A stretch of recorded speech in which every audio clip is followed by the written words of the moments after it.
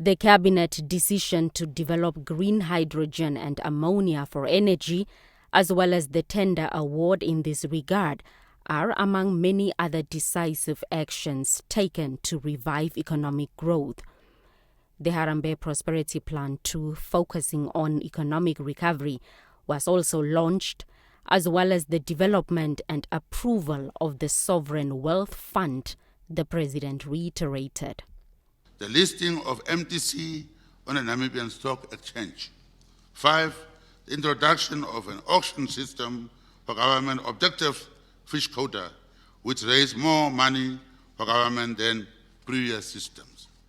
6, the appointment of 2 task forces under HBP2 to look into Namibia's readiness for the 4th Industrial Revolution and the legislative framework with a view to introducing business rescue as an alternative to liquidation.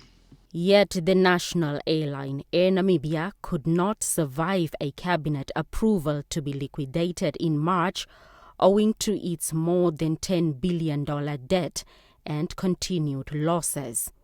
Cabinet argued that bailouts to the flag carrier were no longer sustainable given the competing priorities.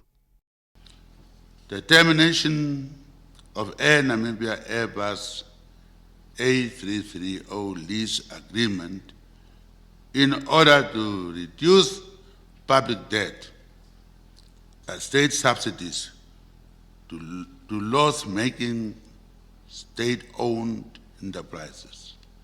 You can see how somber my voice is, how painful it was to liquidate our airline, national airline. It had to be done. It has been loss-making throughout. The competing and pressing matters which required attention are the fight against COVID-19, poverty, corruption, and inequality that saw Cabinet adopting a number of policy decisions.